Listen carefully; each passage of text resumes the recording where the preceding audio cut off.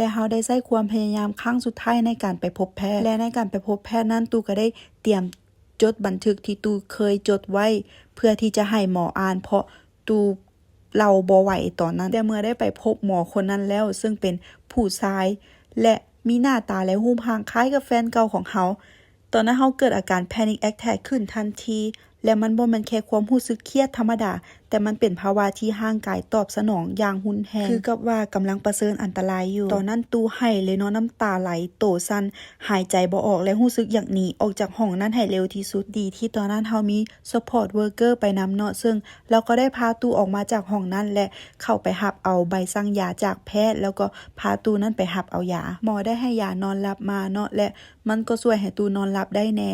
แต่ผลข้างเคียงคือมันเฮ็ดให้เรารู้สึกเมื่อยคืออยู่ในภาวะมึนงงอยู่ตลอดเวลาและแน่นอนเนาะว่ายาบ่ได้ช่วยให้ความเจ็บปวดข้างในนั้นหายไปเลยสุดท้ายแล้วเฮาก็ได้ให้โซเชียลเวิร์คเกอร์ของเฮาพาเฮาไปพบหมอจิตแพทย์โดยตรงและหมอก็ได้ทำการนัดหมายกับเฮาทางโทรศัพท์โดยมีล่ามช่วยแปล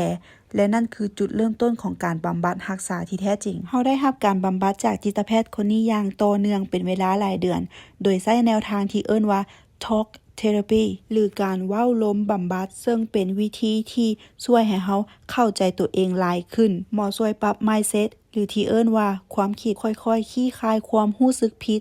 ความย้านและความเจ็บปวดต่างๆที่สะสมมายาวนานหมอได้ให้ความเข้าใจ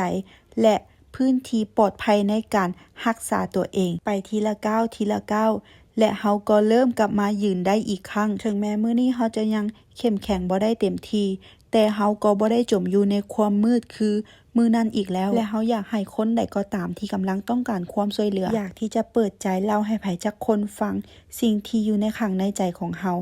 การไปพบจิตแพทย์นั่นเป็นทางเลือกที่ดีที่สุดอีกครั้งหนึ่งอย่ารอท่าให้ทุกอย่างพังลงก่อนถึงจะกล้าขอความช่วยเหลือและเฮาบ่จำเป็นต้องสู้คนเดียวตลอดไปขอให้ทุกคนโชคดีและมีจิตใจที่เข้มแข็งฝากติดตามคลิปต่อไปของเฮาในเด้อบาย